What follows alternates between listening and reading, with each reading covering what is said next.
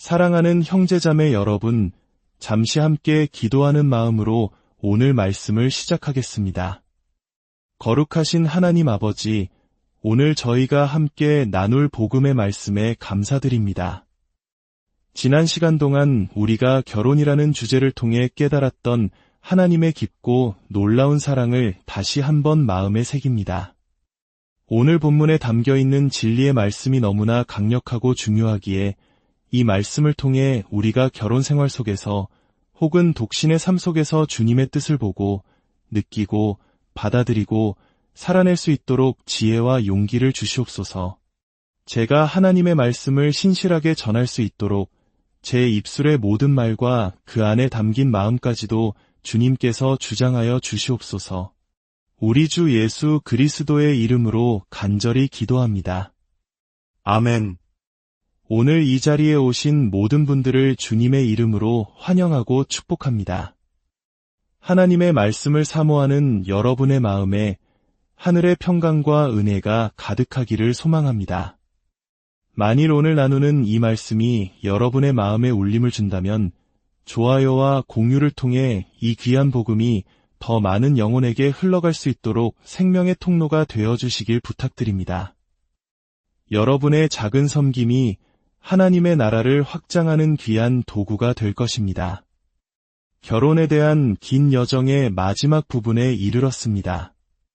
오늘과 다음 시간에는 이혼과 재혼이라는 어쩌면 우리 모두에게 무겁고 어려운 주제를 다루게 될 것입니다. 지난 몇 주간에 걸쳐 결혼의 궁극적인 의미, 그 핵심적인 가치에 대해 먼저 나눈 것은 바로 이 지점에 이르렀을 때 예수님께서 하신 말씀의 깊이를 온전히 이해하기 위함이었습니다. 지금 이 순간에도 이혼의 아픔을 겪으셨거나 그로 인해 홀로 되셨거나 혹은 재혼하여 새로운 삶을 살고 계신 분들이 많으실 겁니다. 이혼이라는 단어 하나만으로도 마음속 깊은 곳에서부터 거대한 슬픔, 상실감, 비극, 실망감, 분노, 후회, 그리고 죄책감과 같은 무거운 감정들이 파도처럼 밀려올 수 있습니다. 세상에 이혼만큼 고통스러운 경험은 거의 없을 것입니다. 그것은 한 사람의 존재 자체를 뿌리부터 뒤흔드는 깊은 상처를 남깁니다. 배우자의 죽음이 주는 고통보다 더 감정적으로 참혹하게 느껴질 때가 많습니다. 죽음으로 인한 이별은 대개 슬프지만 순수한 아픔입니다. 하지만 이혼의 아픔은 종종 죄의 추악함, 도덕적인 분노, 그리고 깊은 배신감과 억울함이 뒤섞여 더욱 복잡하고 더럽혀진 고통으로 다가옵니다. 그 상처는 수년에 걸쳐 골마 터지고 이혼의 과정과 그 이후의 삶에 적응하는데 또다시 기나긴 시간을 요구합니다. 삶의 모든 영역이 송두리째 흔들리는 그 경험은 측정할 수 없을 만큼 거대합니다. 실패감, 죄책감, 그리고 미래에 대한 두려움이 영혼을 고문합니다.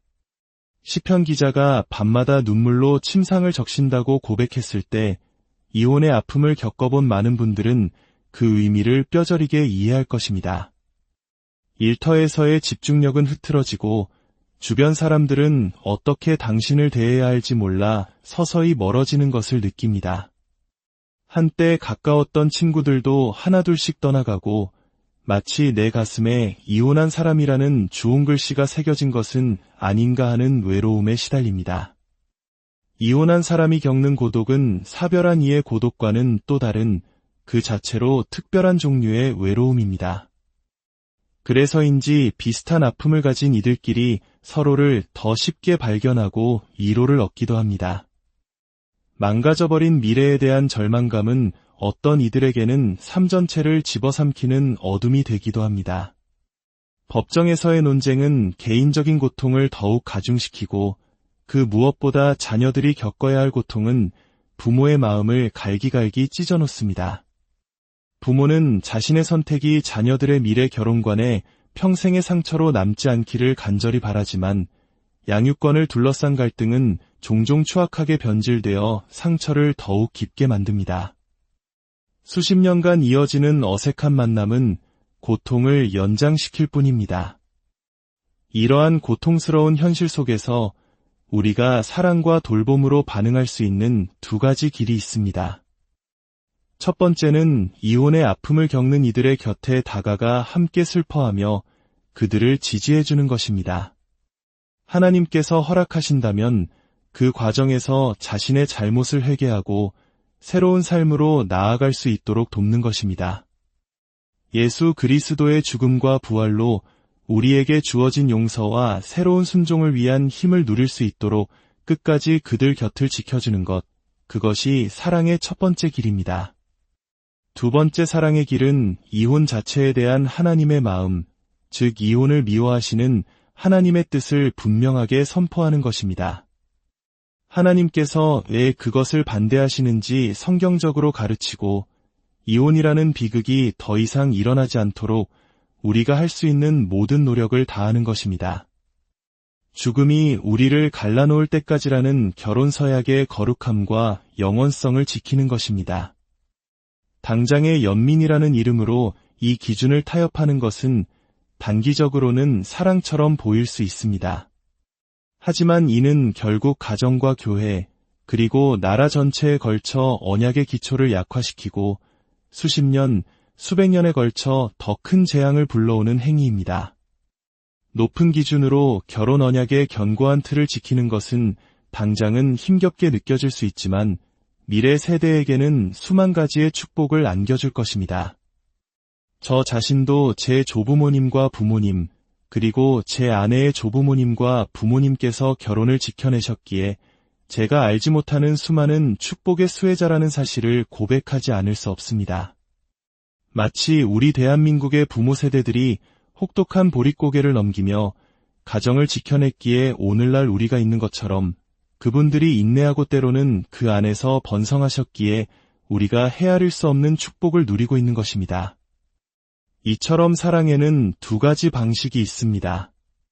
하나는 아픈 자 곁에서 돕는 것이고 다른 하나는 이혼이라는 거대한 비극의 파도가 우리 다음 세대를 덮치지 않도록 교회와 문화 속에서 굳건한 방파제를 세우는 것입니다. 제가 지난 시간 동안 결혼에 궁극적인 의미를 그토록 강조했던 이유가 바로 여기에 있습니다. 결혼의 가장 근본적이고 궁극적인 의미를 이해할 때 우리는 왜 인간에게 결혼을 끝낼 권리가 없는지를 깨닫게 됩니다. 결혼의 궁극적인 의미는 바로 그리스도와 교회 사이에 언약을 지키시는 사랑을 이 땅에 보여주는 것입니다.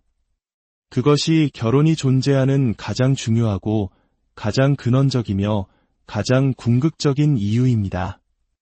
결혼은 그리스도께서 교회를 어떻게 사랑하시는지 그리고 교회가 어떻게 그리스도께 헌신해야 하는지를 보여주기 위한 하나님의 설계입니다. 따라서 만약 그리스도께서 교회를 버리거나 포기하신다면 남편도 아내를 버릴 수 있을 것입니다.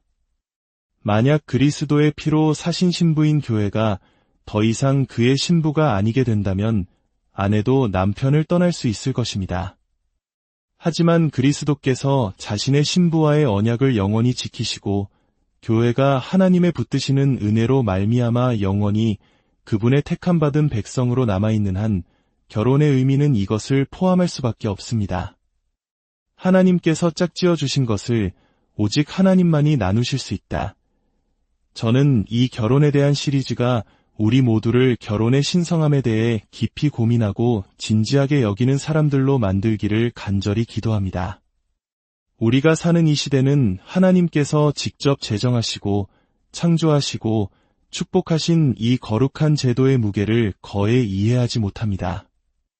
우리가 헤엄치는 세속적인 문화라는 물은 결혼을 너무나 가볍게 여겨서 예수님의 말씀을 도무지 이해할 수 없는 것으로 만들어버립니다. 이는 예수님 시대에도 마찬가지였습니다. 예수님께서 이 말씀을 하셨을 때 제자들조차 마태복음에서 그렇다면 아무도 결혼하지 않는 것이 좋겠습니다. 라며 두 손을 들 정도였습니다. 그만큼 예수님께서 제시하신 기준은 당시 사람들에게도 충격적이고 이해하기 어려운 것이었습니다. 결혼은 하나님의 독특한 창조물이며 예수 그리스도 안에서 하나님과 그의 백성 사이의 관계를 보여주는 극적인 상징입니다. 또한 전능하신 그리스도의 언약을 지키시는 사랑의 영광을 나타내는 전시물입니다. 이것이 바로 결혼의 의미입니다. 세상의 가벼운 결혼관에 맞서 예수님의 말씀은 그야말로 숨이 멎을 만큼 단호하고 장엄합니다. 결혼은 사람의 일이 아니라 하나님의 일입니다. 그러므로 사람이 아니라 하나님께서 죽음을 통해서만 그것을 끝내십니다. 이제 마가복음 10장 본문으로 들어가 보겠습니다. 바리새인들이 예수님께 나아와 묻습니다. 2절입니다. 사람이 아내를 버리는 것이 옳으니까? 오늘날 우리 시대에는 감히 던져지지도 않는 질문입니다. 오늘 밤집에 가서 인터넷에 이혼이라고 검색해 보십시오. 아마 맨 위에는 온라인 간편 이혼, 서류 없는 이혼, 29만 원 이혼 같은 문구들이 뜰 것입니다. 사람들은 더 이상 이것이 옳은지 그른지를 묻지 않습니다. 하지만 바리새인들은 물었습니다. 이것이 합법적인가? 하나님의 설계를 경멸하고 결혼 안에 담긴 그리스도의 영광을 모독하며 이혼을 싸고 쉽게 만드는 산업 위에 자신의 사업과 법률 시스템을 구축하는 자들은 하나님의 진노 아래 있으며 너무 늦기 전에 회개해야 합니다. 하나님께서는 말라기 2장 16절에서 나는 이혼하는 것을 미워하노라고 분명히 말씀하셨습니다. 하물며 그것을 단돈 몇십만 원에 팔아넘기는 산업을 얼마나 더 미워하시겠습니까? 이 문제를 가볍게 여겨서는 안 됩니다. 예수님께서는 바리새인들을 아셨습니다. 그들은 겉으로는 경건해 보였지만 예수님께서는 그들을 음란한 세대라고 부르셨습니다. 예수님은 이혼을 정당화하려는 그들의 모든 논리를 꿰뚫어 보시고 그들을 모세에게로 데려가십니다. 3절입니다. 모세가 너희에게 어떻게 명하였느냐? 예수님은 이렇게 말씀하시는 것과 같습니다. 너희가 모세에게 갈 것을 안다. 그러니 내가 먼저 너희를 거기로 데려가겠다. 하지만 조심하라. 바리새인들이여. 모세는 신명기만 쓴 것이 아니라 창세기도 썼느니라 그들이 대답합니다. 4절입니다. 모세는 이혼 증서를 써주어 버리기를 허락하였나이다. 맞습니다. 신명기 24장에 그런 내용이 있습니다. 예수님께서는 이에 대해 무엇이라 답하실까요? 5절입니다. 예수께서 그들에게 이르시되 너희 마음이 완악함으로 말미암아 이 계명을 기록하였거니와 이것은 놀라운 말씀입니다. 이 말씀은 모세 율법에 기록된 어떤 법규들은 하나님의 이상적인 뜻을 반영하는 것이 아니라 그 시대의 죄 많은 백성들의 완악함, 즉 그들의 고집스럽고 굳은 마음을 다루기 위한 차선책이었음을 의미합니다. 그리고 예수님께서는 그러나 라고 말씀하시며 창조의 원형으로 돌아가십니다. 6절부터 8절입니다. 창조 때로부터 사람을 남자와 여자로 지으셨으니 이러므로 사람이 그 부모를 떠나서 그 둘이 한 몸이 될지니라. 이러한즉 이제 둘이 아니요 한 몸이니 예수님께서는 신명기 24장의 이혼 허락 규정과 창세기 2장의 한 몸을 이루는 창조 원리 사이의 긴장감을 드러내십니다. 여기서 예수님은 어느 길로 가실까요? 그분은 이렇게 말씀하실 수도 있었습니다. 내 제자들 안에도 여전히 완악한 마음이 있으니 신명기의 허락은 여전히 유효하다. 이것은 합리적으로 들릴 수 있고 많은 사람들이 그렇게 믿습니다. 하지만 예수님께서는 다른 길을 선택하십니다. 그분은 이렇게 선언하시는 것과 같습니다. 내가 바로 메시아다. 나는 세상에 와서 나를 믿는 백성을 모으고 있으며 그들은 이제 결혼 언약을 지킴으로써 결혼의 참된 의미를 세상에 드러내도록 부름받았다. 옛것은 지나갔고 새것이 되었으니 나의 기준은 모세의 기준과 다르다. 왜냐하면 내가 바로 결혼이 상징하는 실체이기 때문이다. 나는 내 신부를 위해 죽을 것이고 부활할 것이며 영원히 신실할 것이다. 이제 너희는 그 사랑을 너희의 삶으로 보여주어야 한다. 예수님께서는 이 구약의 말씀들로부터 세 가지 결론을 이끌어내십니다. 첫째, 8절 후반부입니다. 그런즉 이제 둘이 아니여 한 몸이니라. 결혼이 이루어지는 순간 두 사람은 이제 하나의 연합체, 한 몸이 된다는 것입니다. 이는 그리스도께서 자신의 교회와 한 몸을 이루시는 것과 같습니다. 둘째, 9절 전반부입니다. 그러므로 하나님이 짝지어 주신 것을, 두 번째 결론은 결혼의 주체는 바로 하나님이라는 사실입니다. 한 남자와 한 여자가 사랑에 빠지고 부모가 축복하고 목사나 주례자가 선언하는 그 모든 인간적인 과정 속에서 이 결혼을 이루시는 분은 오직 하나님 한 분이십니다. 신자든 불신자든 모든 결혼은 하나님께서 만드십니다. 결혼은 교회 안에만 국한된 것이 아닌 창조 질서이기 때문입니다. 셋째, 9절 후반부입니다. 사람이 나누지 못할지니라. 하나님께서 행하신 신적인 행위로 창조된 이 연합을 인간적인 행위로 끝낼 수 없다는 것입니다. 하나님께서 짝지어 주신 것을 감히 어떤 인간도 나눌 수 없다는 선언입니다. 바리새인들의 질문, 남편이 아내를 버리는 것이 합법적입니까? 에 대한 예수님의 대답은 명확합니다. 아니요, 그것은 그리스도와 교회의 관계를 나타내는 결혼의 궁극적인 의미와 모순되기 때문입니다. 물론 누군가는 이렇게 반문할 수 있습니다. 그렇다면 모세 시대에도 그것은 결혼의 의미와 모순되었는데 예, 모세는 길을 열어주었습니까? 우리에게도 여전히 그 길이 필요한 것 아닙니까? 그에 대한 저의 대답은 예수님은 그런 방식으로 생각하지 않으셨다는 것입니다. 예수님께서는 타협적인 신명기의 가르침이 아니라 모세의 글에 담긴 본래의 창조 원리에 뿌리내린 더 높은 기준으로 제자들을 부르고 계십니다. 예수님은 단순히 모세의 율법을 재확인하기 위해 오신 것이 아닙니다. 그분은 산상수훈에서 이렇게 말씀하셨습니다. 너희는 살인하지 말라 하였다는 것을 들었으나 나는 너희에게 이르노니 형제에게 노하는 자마다 심판을 받게 되리라.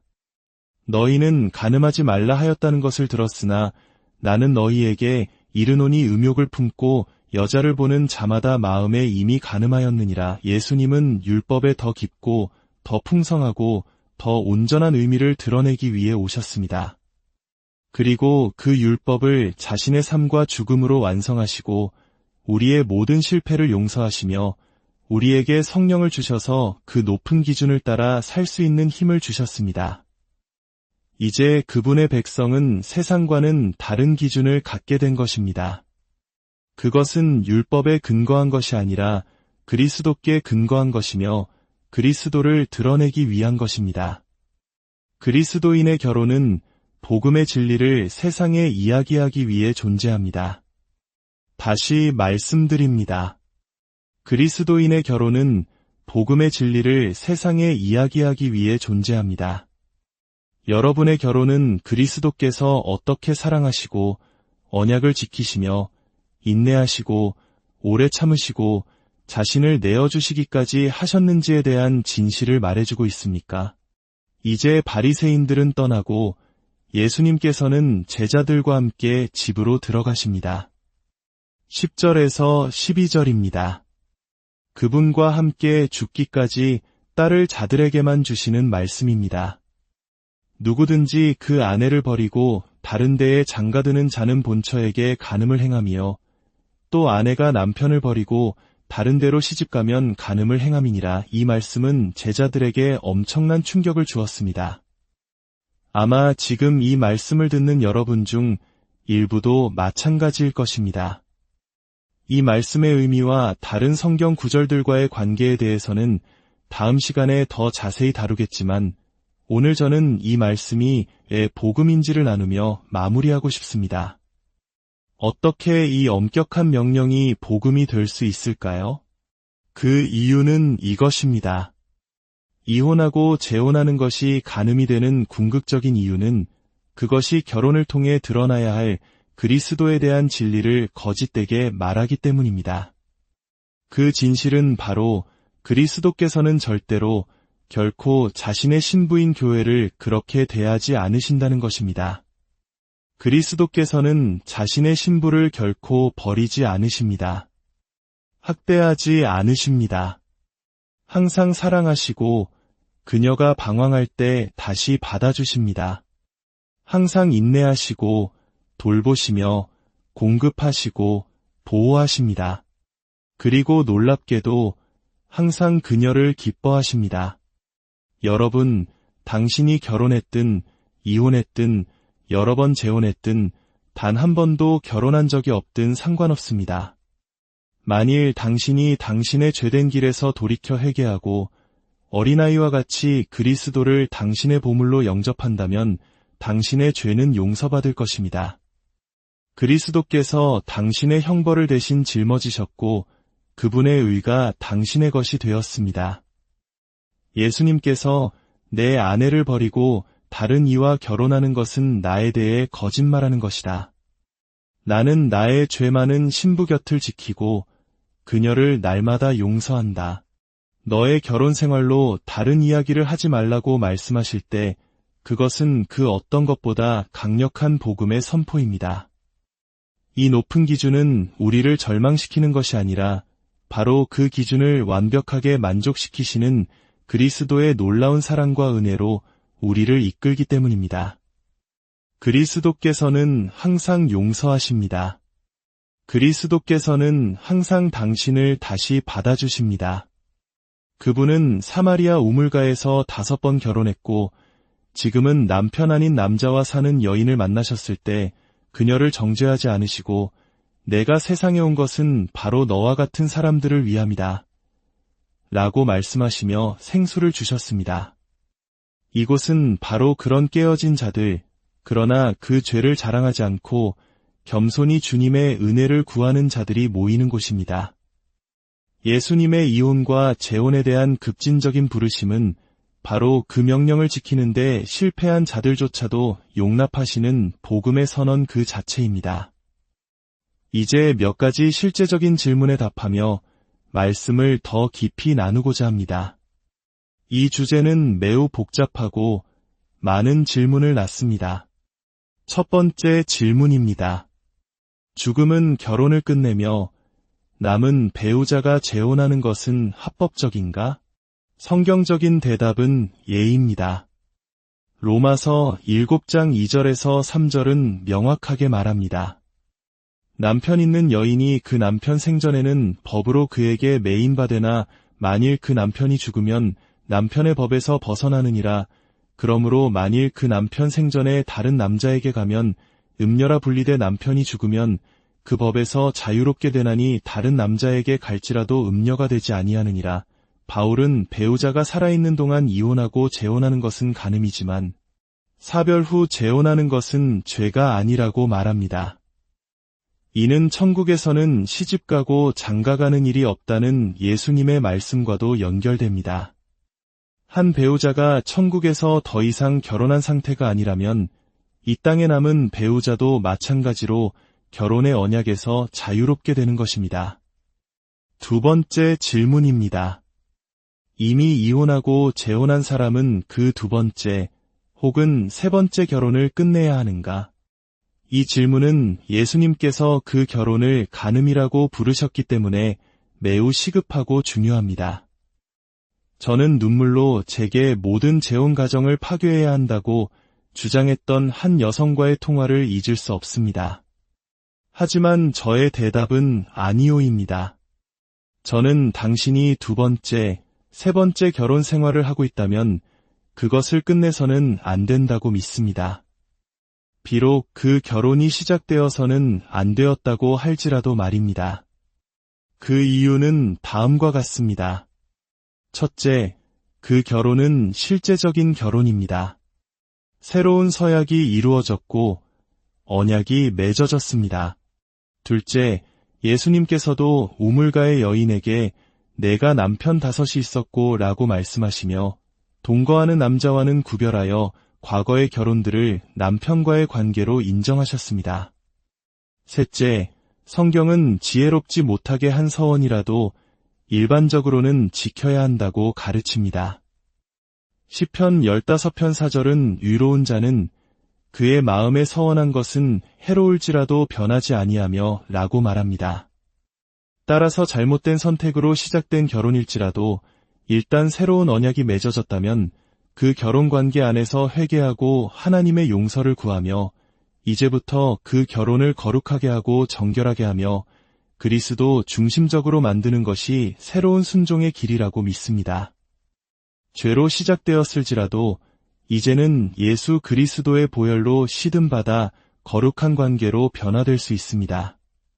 세 번째 질문입니다.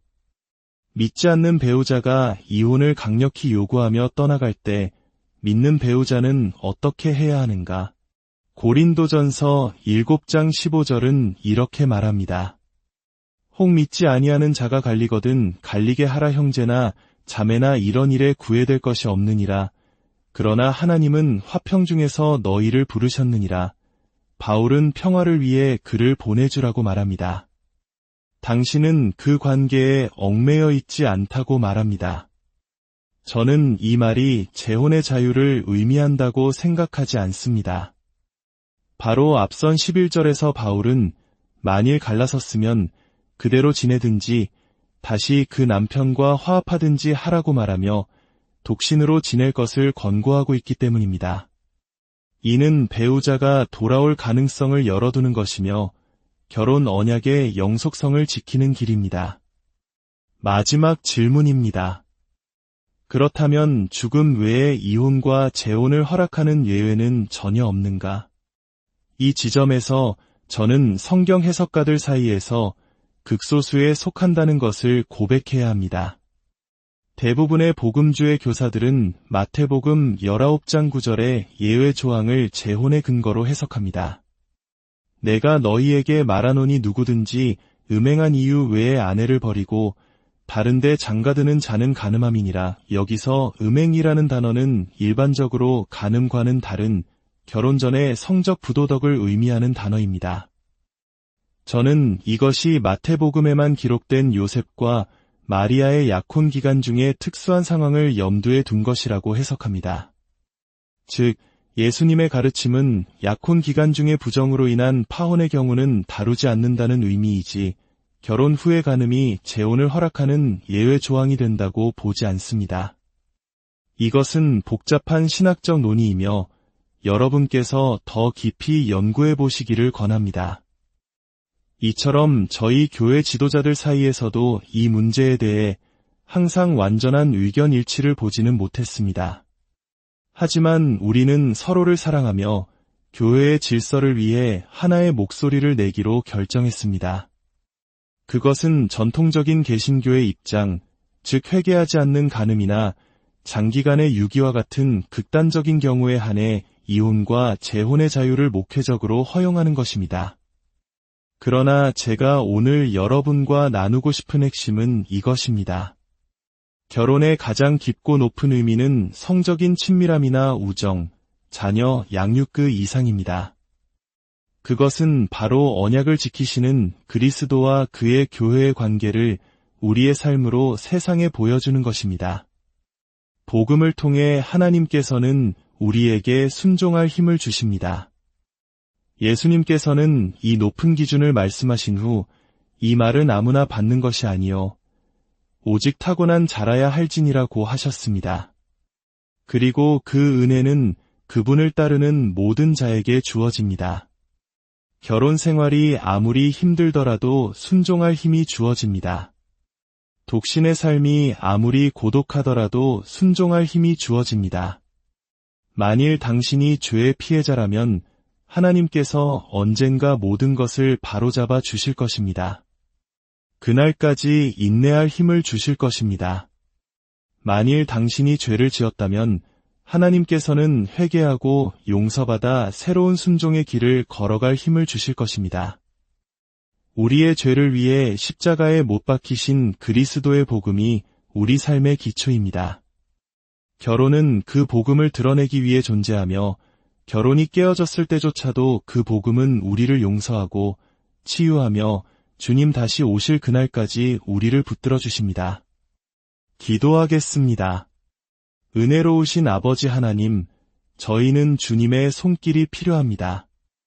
여기 모인 주님의 백성들을 강하게 붙들어 주시고 결단할 힘과 용서의 은혜와 순종할 능력을 더하여 주시옵소서. 예수 그리스도